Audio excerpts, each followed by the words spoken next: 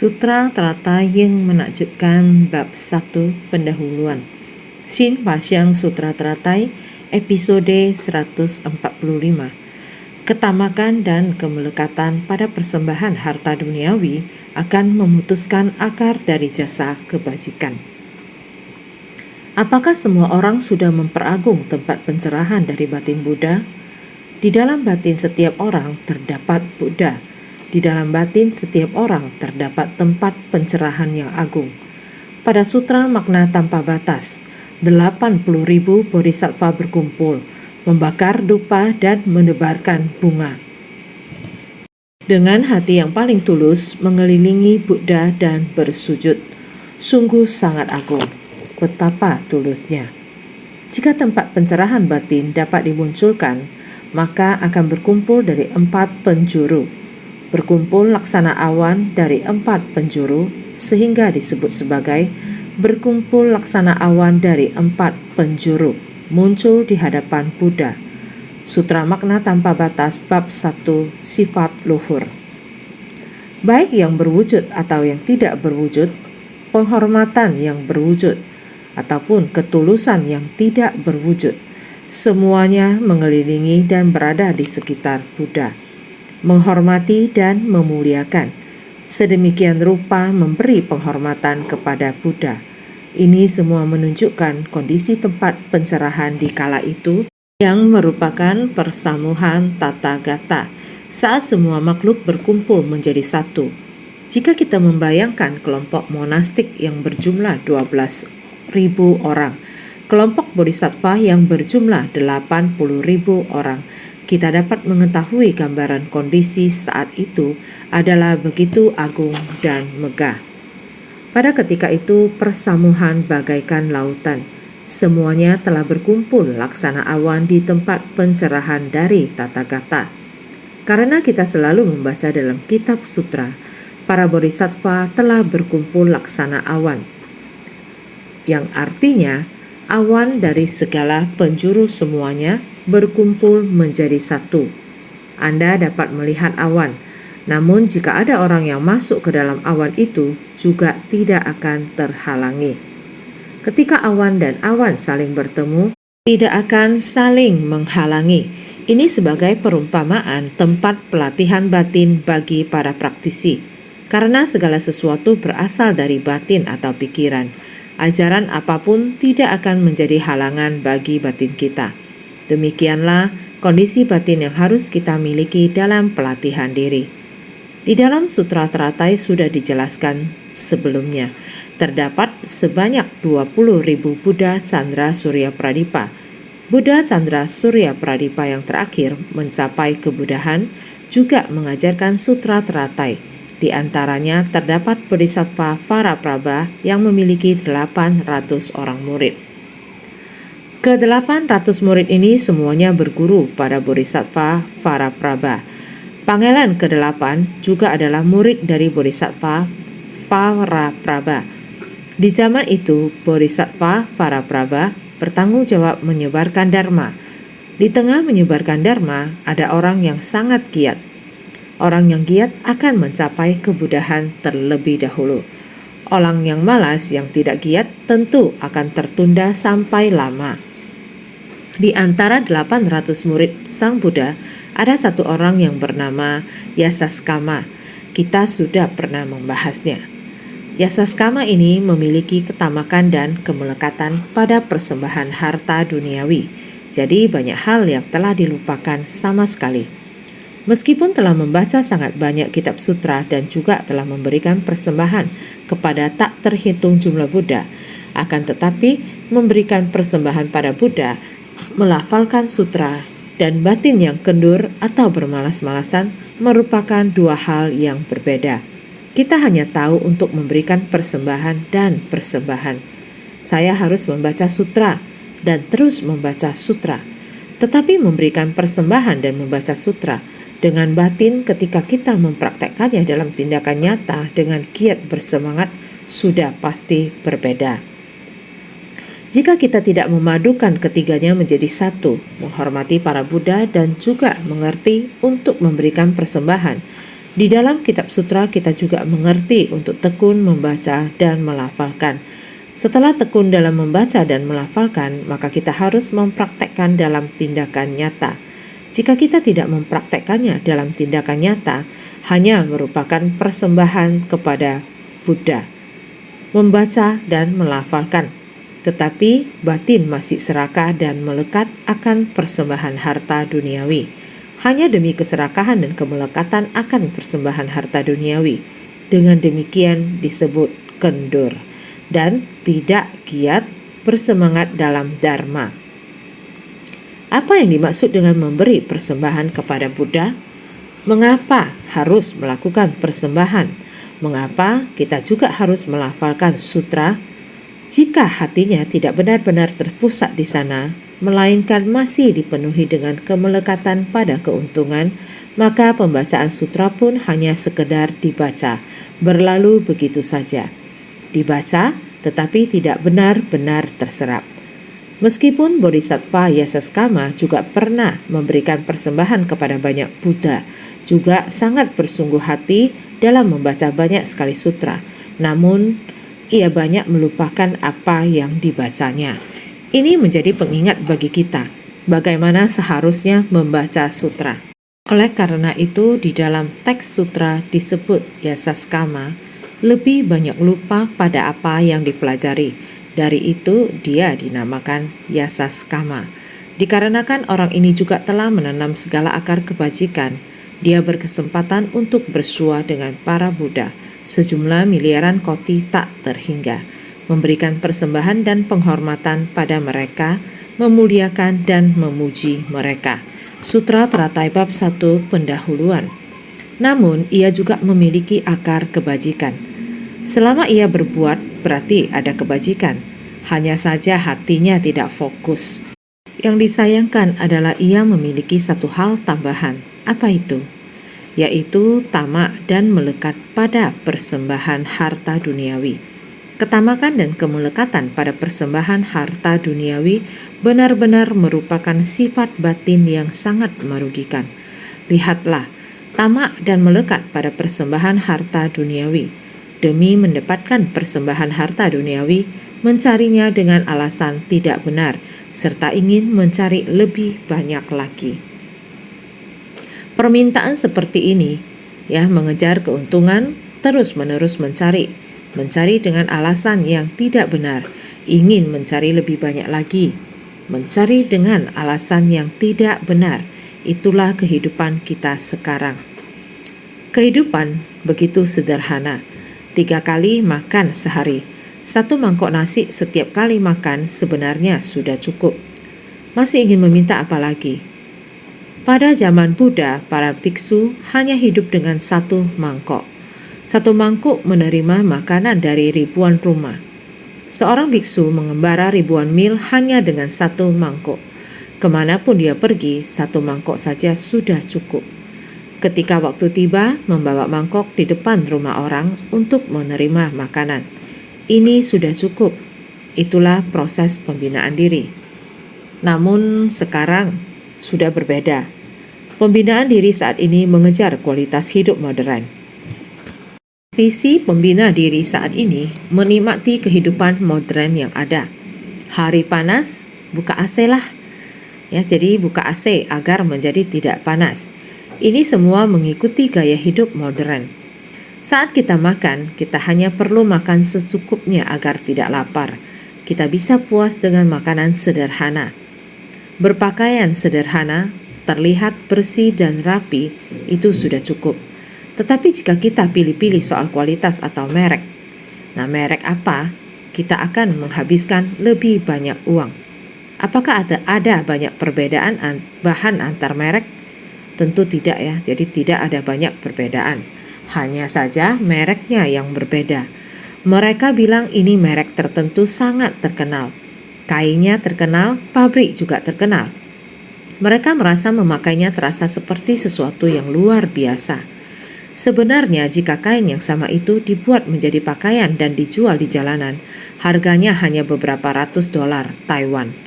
Di toko-toko hanya dengan tambahan label merek, harga pakaian menjadi ribuan dolar. mendekati puluhan ribu dolar. Ini adalah contoh permintaan buruk yang berlebihan, sama seperti mengenakan pakaian. Yang kita butuhkan hanyalah pakaian sederhana, pakaian yang dapat menutupi tubuh kita, pakaian yang dapat melindungi kita dari dingin. Asalkan kita terlihat sopan dan rapi, itu sudah cukup. Mengapa kita perlu memakai merek terkenal? Sebuah rumah yang memiliki lantai atas, kita bisa naik ke atas dengan berjalan melalui tangga. Dan itu sendiri sebenarnya sudah merupakan suatu bentuk olahraga. Namun orang zaman sekarang baru naik satu lantai saja sudah berkata, sudah terengah-engah, saya naik lift aja deh. Nah, padahal ini hanyalah sebuah bangunan. Meskipun bertingkat-tingkat, kaki kita masih mampu mencapainya, tetapi tetap saja ingin menggunakan lift. Ini juga disebut sebagai mencari dengan alasan yang tidak benar. Mencari terlalu banyak. Banyak hal dalam hidup sebenarnya bisa dijalani dengan sederhana. Hanya dengan mengandalkan fungsi tubuh kita, itu sudah cukup untuk melanjutkan kehidupan. Tetapi justru orang malah ingin mencari yang tidak semestinya. Ingin meminta lebih dan lebih. Mencari apa? Tentu mencari kenikmatan. Praktek mencari persembahan harta duniawi adalah seperti pencuri, merusak akar dari jasa kebajikan. Ibarat bola-bola es dari langit yang merusak tanaman palawija. Demikian pula dengan persembahan harta duniawi dan ketenaran, merusak tunas dari jasa kebajikan dan membuatnya tidak tumbuh berkembang.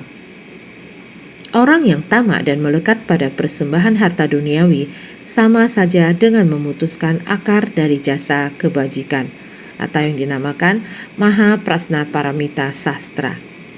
Maka di dalam kitab Maha Prasna Paramita Sastra dikatakan demikian, praktek mencari persembahan harta duniawi adalah seperti pencuri. Yang dimaksud dengan keuntungan dan kenikmatan ini, jika di dalam hati manusia ada keinginan akan hal-hal tersebut, maka itu seperti ada pencuri di dalam batin kita. Kita mungkin dari luar memasukkan banyak ajaran Dharma, tetapi karena di dalam hati ada pencuri ini, apa yang telah kita peroleh justru dibawa keluar lagi. Ini dinamakan kebocoran atau kehilangan. Sehingga walaupun kita belajar dan membaca sangat banyak, tetap saja terus bocor dan hilang. Inilah yang disebut pencuri di dalam hati. Jadi bagi para praktisi, khususnya para bhikkhu atau arahat, ada satu sebutan lain, yaitu pembunuh pencuri. Apa maksudnya? Maksudnya di dalam batin kita ada pencuri yang tersembunyi. Pencuri harta di dalam batin kita, yakni Dharma.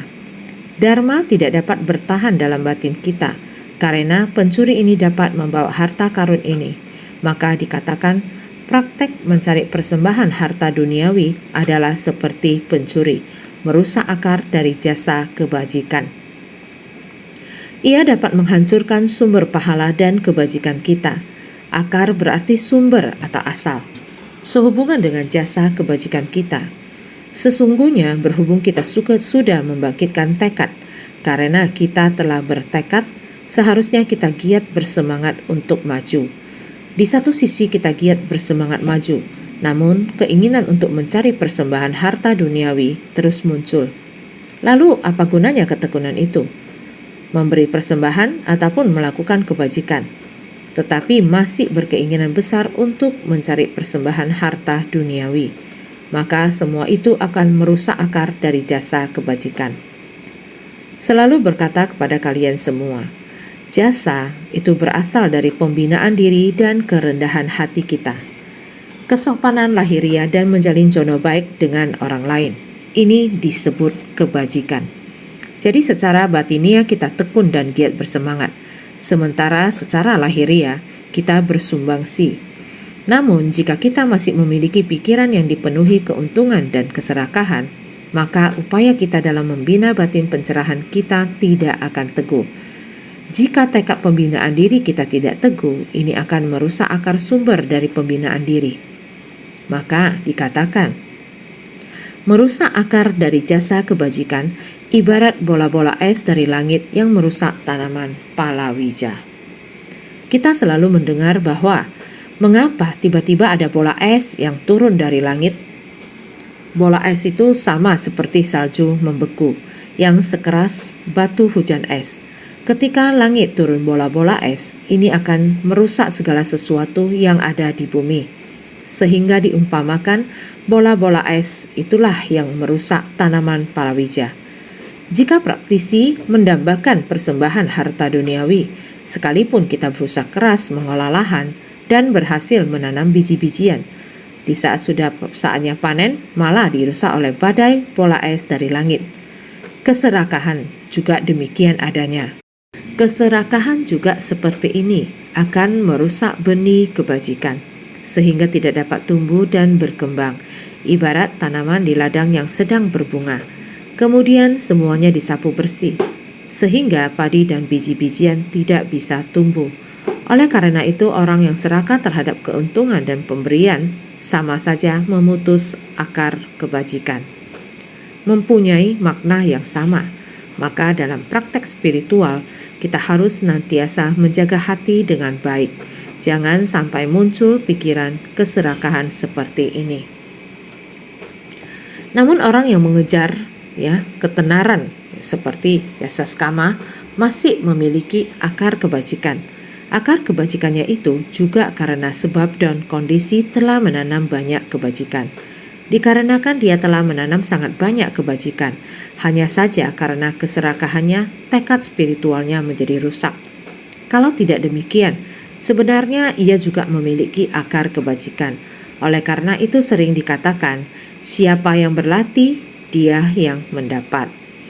Pahala berlatih dan berbuat kebajikan tetap ada, hanya saja hati tidak fokus, lebih tersebar atau kurang terarah. Namun jasa kebajikan tetap ada. Oleh karena itu menanam segala akar kebajikan. Apa yang dimaksud dengan akar kebajikan? Kebajikan dari 3 karma, yaitu tubuh, ucapan, dan pikiran. Tubuh melakukan kebaikan, mulut mengucapkan kata-kata yang baik, pikiran memikirkan niat yang baik. Ketiga perbuatan ini jika digabungkan, itulah yang disebut kebajikan. Niat kebajikan yang mendalam dan tak tercabutkan dinamakan akar. Oleh karena itu, ketika kita melakukan perbuatan baik, kita harus mendalaminya. Jika kita sudah sangat mendalami, maka akan memiliki akar yang memanjang dan terus bertumbuh seperti itu. Menanam segala akar kebajikan. Kebajikan dari 3 karma, yaitu karma dari tubuh, ucapan, dan pikiran.